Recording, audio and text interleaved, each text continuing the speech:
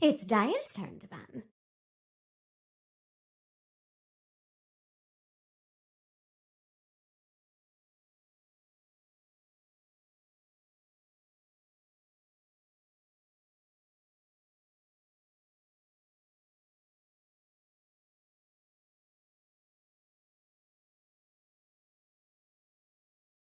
Ten seconds. 5 seconds.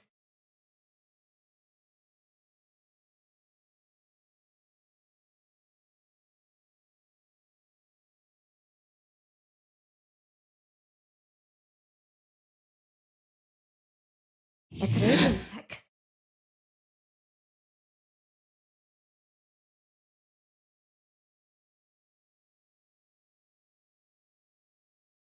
It's Dyer's turn to pick.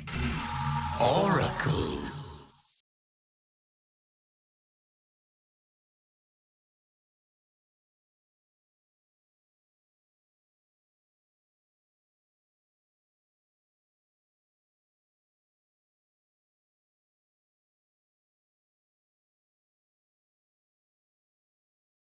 Ten seconds. 5 seconds.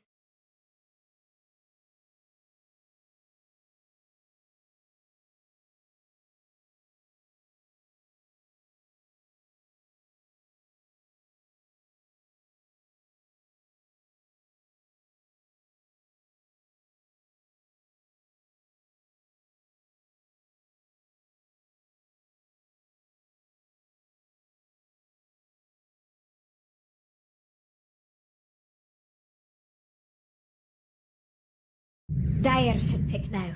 It's Rubik. Mars.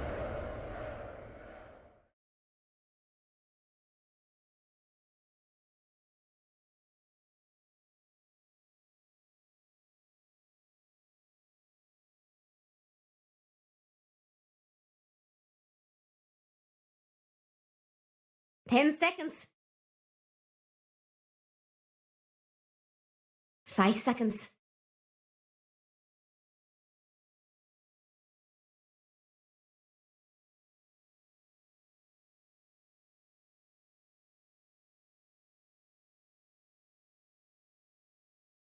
What's Radiant's ban plan anyway? Soul Warlord. Just who will Dyer ban?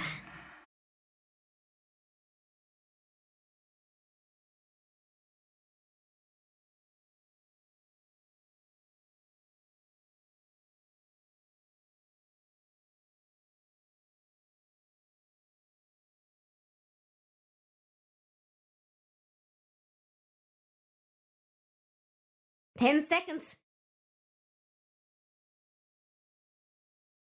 5 seconds.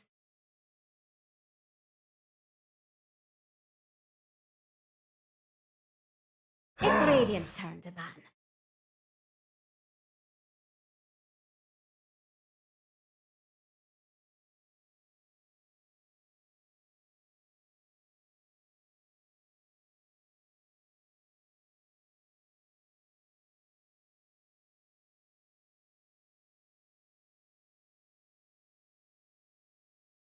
Ten seconds. 5 seconds.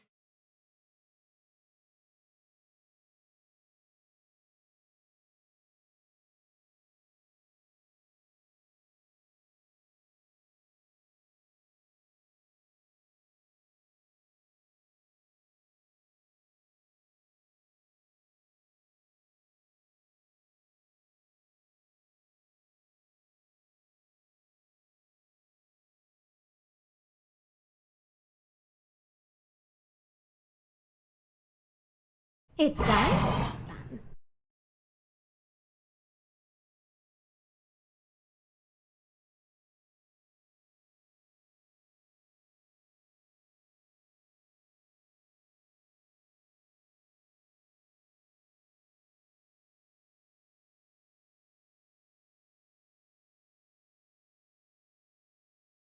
Ten seconds. 5 seconds.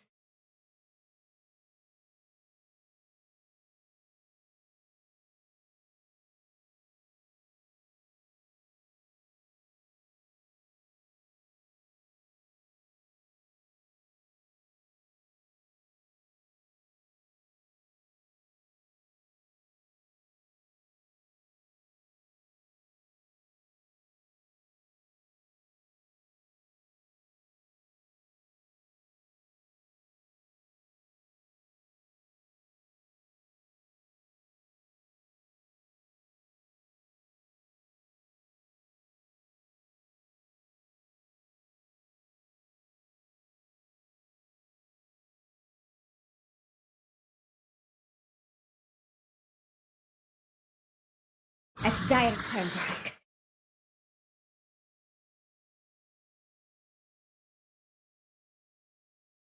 It's Radiant's pick. Bad Rider!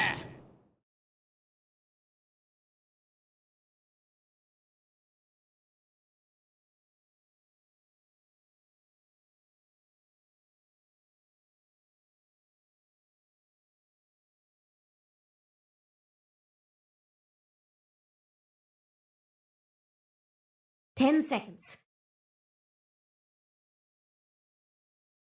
5 seconds.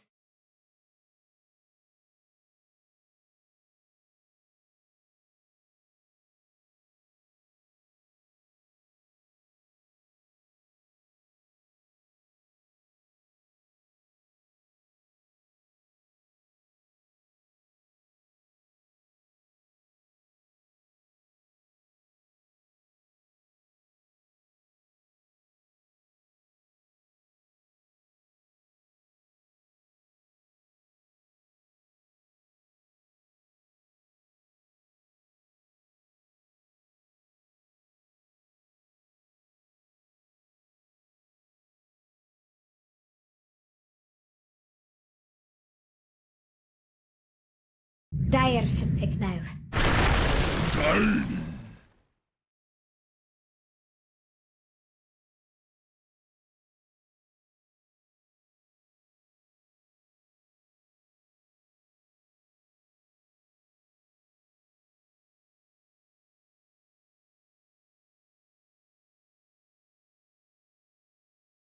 10 seconds. 5 seconds.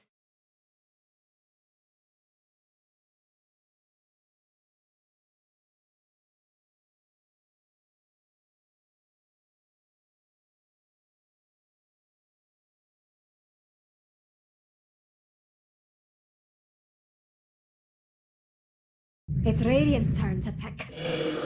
This closet.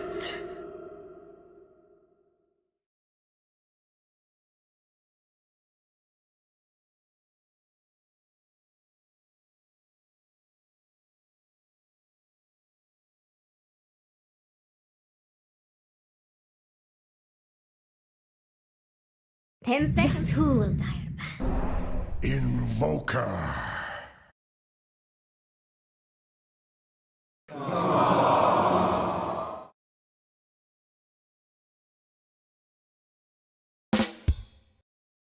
Whoa.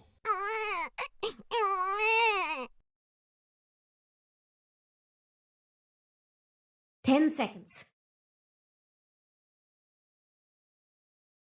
5 seconds. What's Radiant's ban plan anyway?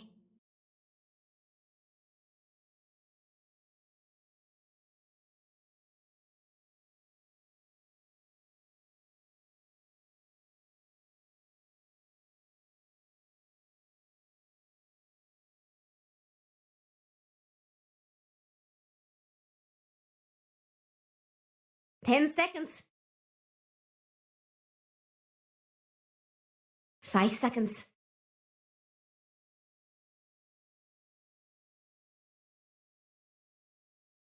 It's Radiant's pick.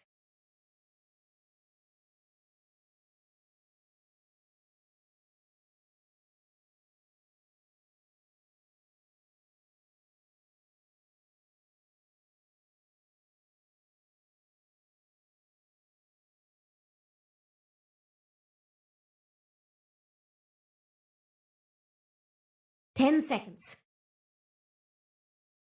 Dire should pick now. Legion Commander.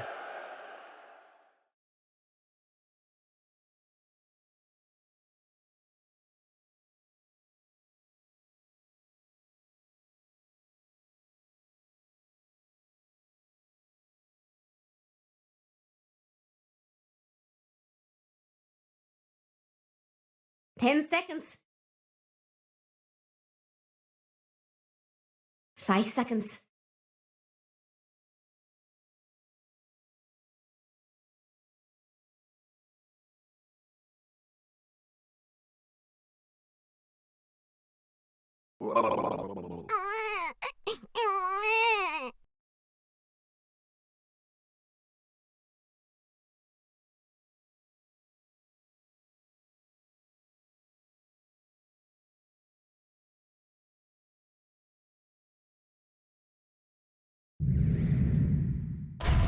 Templar You Assassin. can choose now, if you're able.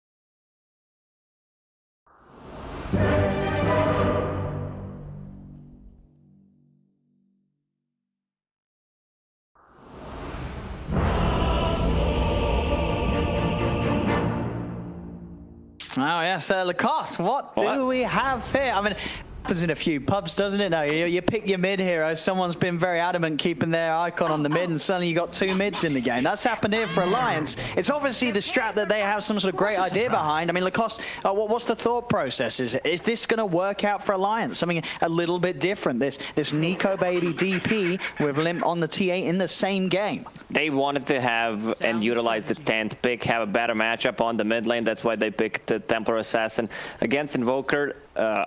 It was supposed to be Exort Invoker, now it's Quas Vex. He's playing against the good luck Mikoto in all chat. Okay.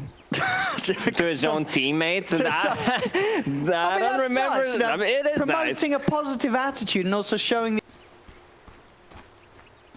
we had FBZ all chatting good luck to his teammate in the all chat.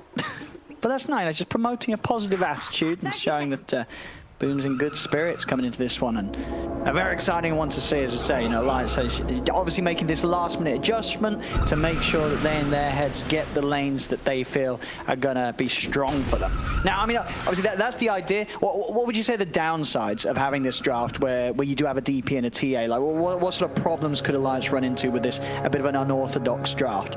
If it goes to super late game, Dead Profit scales. It's also not an all TA. You have a good talents, but against the Troll Invoker in the late game, also LC depends how much dual victories he get. It could be tough. Yeah. If we're talking about, let's say, 50+ minute game, I would say Boom is gonna win this one. Okay, well, but it's gonna take a while until we get there. Also, since Invoker adjusted, it's gonna be Quas Vex. There's not going to be any duel into Sunstrike. He might get a point, but if he wanted to get a point, he should have gotten it level 1 for some extra damage. Yeah, I know, as you said, you imagine this is absolutely just a reaction to the Alliance draft. Yes. Right? This was picked with the total intention of it being an Exort Invoker. I believe so. We'll see what Mikoto's able to do in this adjusted state. Obviously, we have seen a lot of Quaswex in the past. Been very nice for making those quick movements around the map, and we'll see if Mikoto is able to do that getting into the mid game. But for now, focus on the lane. And so you say, without a doubt, Limp, he should have an edge here. They've picked this, they've set this up so TA can destroy the Invoker mid. I'm not going to say destroy, but he's going to make his lane, I'd say double the CS at 7-minute mark. It depends a lot on this early side blaze harassment, and so far Limp is doing a really good job. Yes, you're going to have these points in Quas to give you some extra region. I'm not sure if that's going to be enough. Once you hit that level 2 points in refraction, even though it is dispellable, he still needs a lot of... I mean, it's not dispellable, sorry. It's you can't dispel it. but in the mid game, this Tornado is gonna do so much. If Batrider gets Blink Dagger, Arena to control the backlines, also for just counter-initiating if that Prophet fully commits with the ulti. So this spell needs to be used correctly. I mean, on the mid, Mikoto's doing a pretty good job of sort of punching back on Limp. We'll see how the difference does develop once sort of the level 3 comes in and Limp's got the 2 points and the skills, so he's going to have that bit more of a sort of a right-click advantage, but impressive stuff really from the Invoker on these first few waves. Looking at the side lanes, is there anyone you're sort of worried about? Is anybody going to have a pretty tough time here to start this game off? Haste. Bottom lane should be fine for Boom, even though they are getting harassed a lot. The one who needs to be careful is Kezcute. If he gets caught by telekinesis into spear, that could be deadly. The problem is this Batrider, he's not having a great time.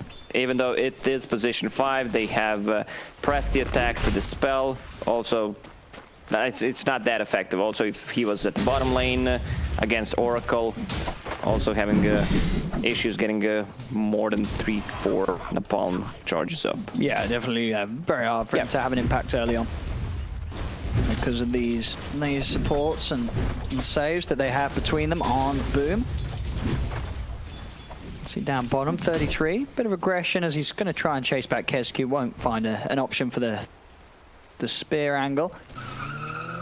And both teams on this top lane really just trying to focus around disrupting that pull. We saw Alliance attempting to get the pull off, but Boom were able to put a stop to it and make sure that this creep wave is falling into a nice position for FBZ to farm up close to his tower. Mikoto is doing a good job on the mid lane. Pretty, I'd say, even CS. So he burned all the mana on Limp, forcing him to pop a mango. Also needs to bring more mangoes to the mid lane so he can sustain with the refraction, keep harassing. Oh, 14 for 4 against 20 for 5 certainly could be worse in this Invoker versus TA matchup, that's for sure. As Mikoto doing a good job in this situation that has arisen with Alliance getting this counter pick in the mid. Alterations to draft later on.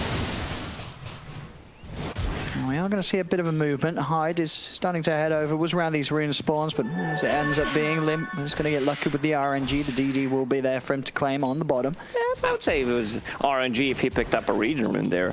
Double damage is not going to do that much. It will increase his farm with the neutrals. Also with Tiny lurking around the mid lane, he should be playing more cautious. Also, there's no real kill threat on the top lane, so he can leave the Legion Commander alone. We're going to see Boom actually bring Hyde down here, turn this sort of dual lane into a tri lane and try and get aggressive immediately. So look towards 33, trying to get forward, but Hanskin's able to telekinesis hold back Hyde still. The toss forward into the avalanche will do it. And Boom with that quick movement secure themselves first blood for Dreamer Cell. Since it's a Death Prophet safe lane who doesn't threaten a kill that much, and the Batrider also only level 2 with LC having an ability to dispel it, they can rotate this Tiny. Oh, very nice here. I mean, Hyde not only setting up that kill, but with this build, the brown boots and the windlace, we saw him just able to run down and pick up that bounty rune in front of Hanskin. They won't quite be able to nuke down the Rubik, because now Alliance will turn, and in fact they may just take Kezcute and return. They do. Hanskin lives. With 33 coming back in time, they were able to find the kill themselves, Alliance. Invoker with the surprising 11 denies. This Tiny rotation, you don't necessarily need to kill him by just missing from the lane. You force T8 to go to jungle and play more cautiously. TP over towards mid Boom. They've now got both their supports around here. Maybe seeing if they can catch out Fodder. Only level 2 on his bat, but already stepping away from the wave to ensure that he doesn't get found out. Still though, Hyde is leading the charge with a deep wraparound. They may still be able to trap Fodder here. He'll find himself the regen, just instantly picks it up, but yeah, he's not getting out of this one. Boom with this support rotation.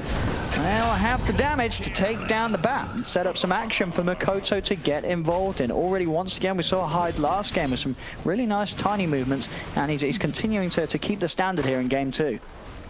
Yeah, very nice showing in the game, number 1 from him. Fada did stack the jungle for TA so she can farm. There, she already cleared those stacks. 53 CS, Invoker 34 at the moment. I mean, yeah, we're sort of all things considered. Mikoto is just getting a lot of space because of the fact that the Limp has felt that this lane isn't safe enough to play with Boom's supports moving around the map in the way that they do. Mikoto is having a very good start. He's able to go straight for that Earnhide.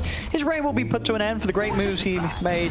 They do end in a bit of a bang as he steps into the jungle and Limp's there waiting for him. So ends up handing Limp a bit of a freebie.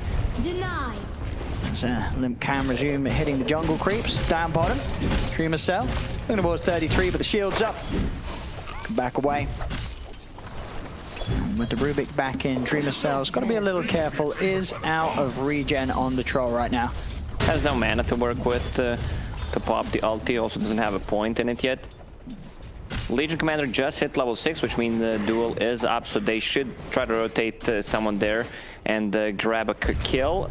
Fada, we've seen him struggle. No real threat coming out from those sneaking up bomb charges, so he's collecting the XP on the mid lane while TA is just farming the jungle, stacking the camp for herself. Right now they are playing really aggressive with both supports. Even Mikoto is rotating around the map. Yeah, he's very ready to get involved now with the urn just to be, it's just about to be flown out on the courier. There it is, it's done. So certainly want to try and find some action with that to build those charges up. Him and Hyde, they are the killers right now. Anyone that steps towards mid will get gone upon. Hyde, he's sort of got his options. As you say, the top lane definitely a play to be available to be made with the backup of the duel. See, Fada, eyes on Kescue was coming up, and that information will allow Limp to step across. And again, this is another kill that Limp, he's very happy with this. He's sort of just stuck to the jungle, but in his first 8 minutes, 2 times now, the supports of Boom have sort of handed him a totally free pickoff. They just gave him 2 free kills for no reason. Yeah. Gotta be a little Templar careful. Assassin is not that easy to take down. They have no overtime damage or none of these supports, neither in the mid hero. So if he has refraction up, uses it one more time, there's no way you're getting a kill. And on top, an attempted lead in from Mikoto with the tornado, but Nico Baby a little too speedy and the angle wasn't there. Boom, they won't be able to set up a kill on him. They can look to stay around and just try and pressure this tier 1 tower early on. Alliance with their, they're sort of the 2 players very focused on hitting the creeps right now, aren't really in a position to hold this. So this tier 1 should be Boom's. Mirror movement, Nico Baby rotates with the first exorcism to the bottom lane. With the arena, they've got a good shot at getting this kill. 33 is able to set up straight away with the spear combo. Dreamer Cell is found. The TP was coming in, but not nearly soon enough as Boom cannot help him out. There's Alliance not only getting that kill, but now looking for the tower. Mid lane, Fada trying to firefly away. Hyde with the reach, with the toss-up, will be able to set up for the EMP to burn the entirety of Fada's mana. He's not dying in though, and Fada, yeah, he knows that they can't quite finish him off. He's able to turn poke a little bit. They didn't have the further follow-up required to kill off the bat. Both tier 1 towers gone, and Nico Baby working towards that dual scepter, which you want to have a built-in save for yourself, especially against the build on Invoker who's rushing for that spirit vessel. What have we here? Overall though, again, like in game 1, it's really quite a close beginning for both teams. Every core is having their game. Nobody getting shaken up entirely.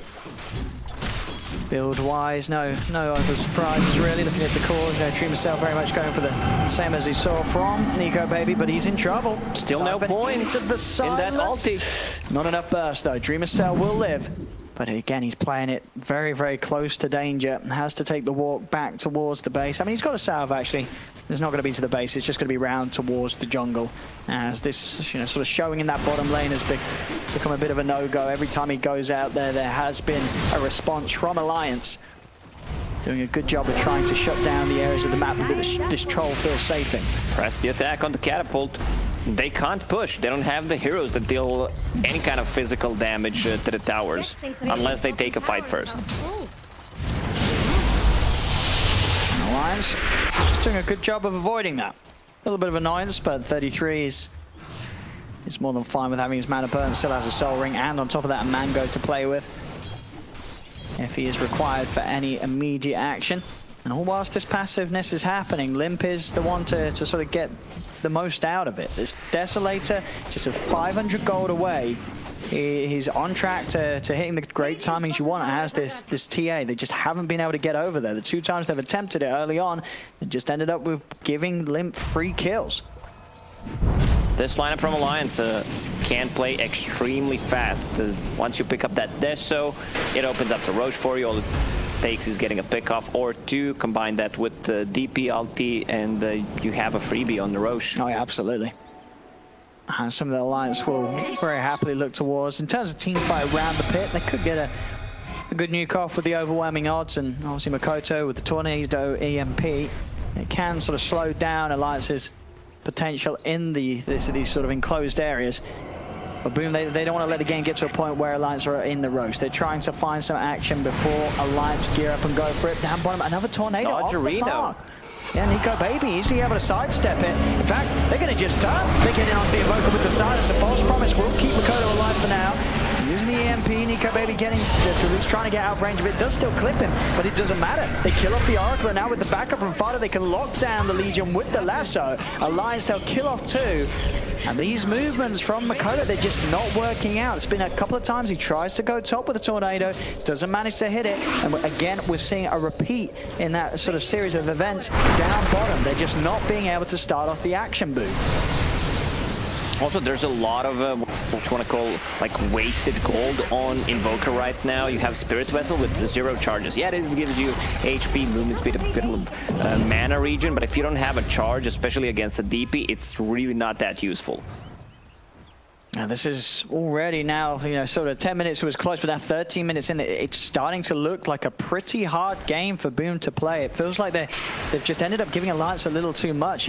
So far, the call from Alliance to take this bit of a different approach with the draft, it's working. It really is. Both the TA and the DP in a great position.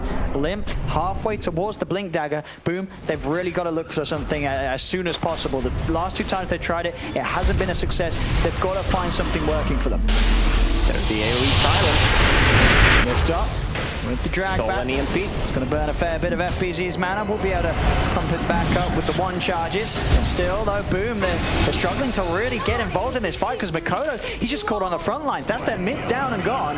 And now Alliance, they could just look to roll over for even more. Chasing down Hyde with the silence. They will be able to remove it, allowing Hyde to turn with a 4-man avalanche. But the move speed's there on Alliance's heroes. They could just keep on running, look towards Hyde. They may even be able to find Dreamer Cell as well. It's a double kill from Fada. There's the Arena. They're not done. Arena is down. A Dreamer Cell is being found by Alliance. There's no help at all that can be offered up to keep this troll safe, and they're losing hero after hero. A lasso was out. They control Kescu. They're just killing them all now, Alliance. 10-2. It's a 6k lead. This game is falling drastically out of control for Boom. It's falling apart. Also, Troll playing from behind, going for that Battle Fury to catch up. I don't think that's the build in this game to go for. Like, you need the damage right now. Your mid laner can scale, but he doesn't have a single charge on that Spirit Vessel. They're not getting any kills. Also, I think it's a mistake to try to go for that tier 1 tower. You know that there's going to be Rubik, a spear, some kind of traps, you know, to give the vision, slow you down, and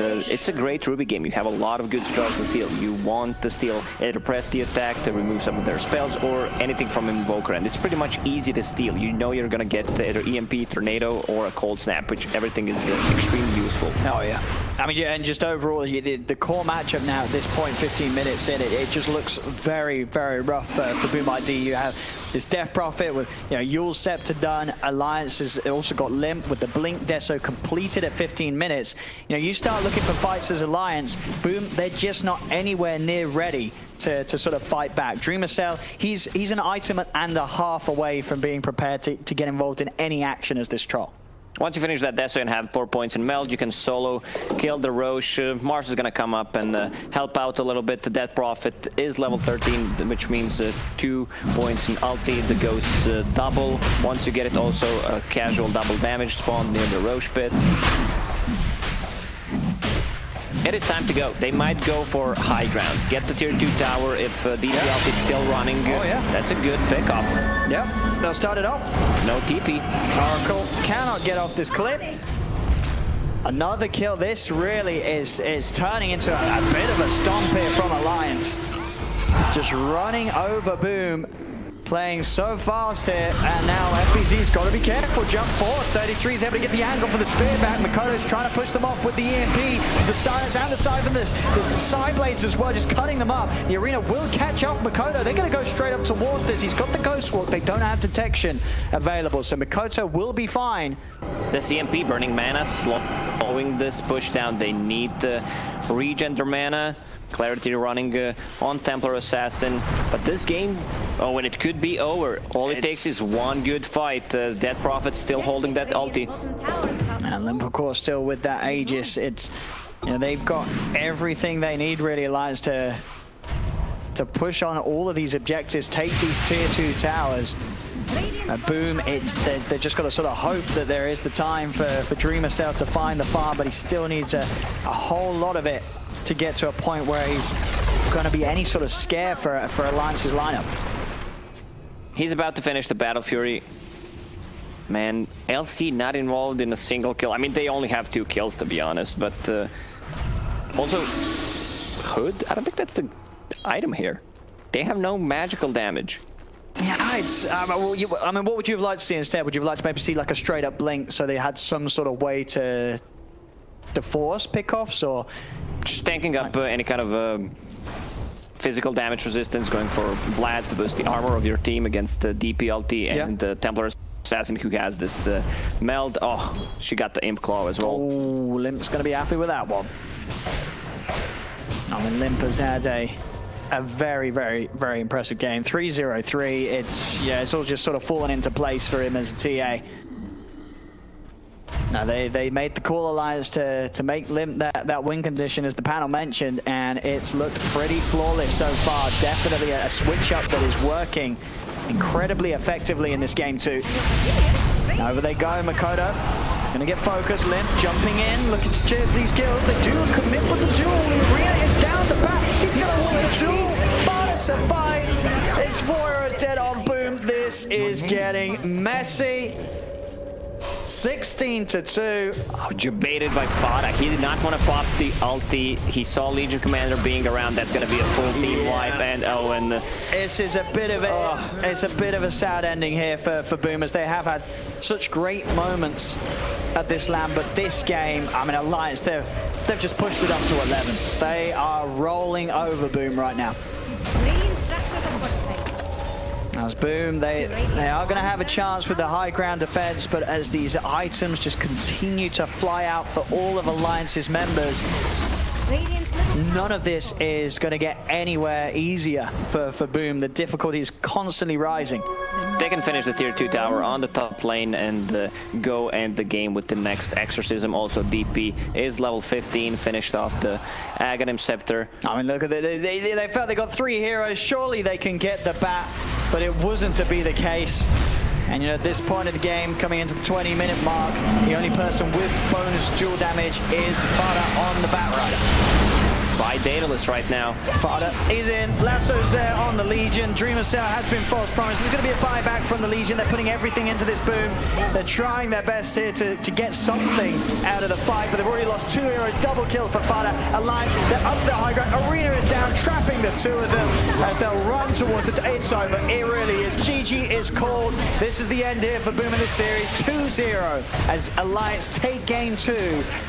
This is sort of the innovation you love to see. Alliance coming in with that switch up in the drop, making sure that they're able to come in with the opportunity to use this final pick to grab this TA that Limp just had he had an incredible time on this match. They adjusted accordingly in the draft. They know how to utilize the 10th pick.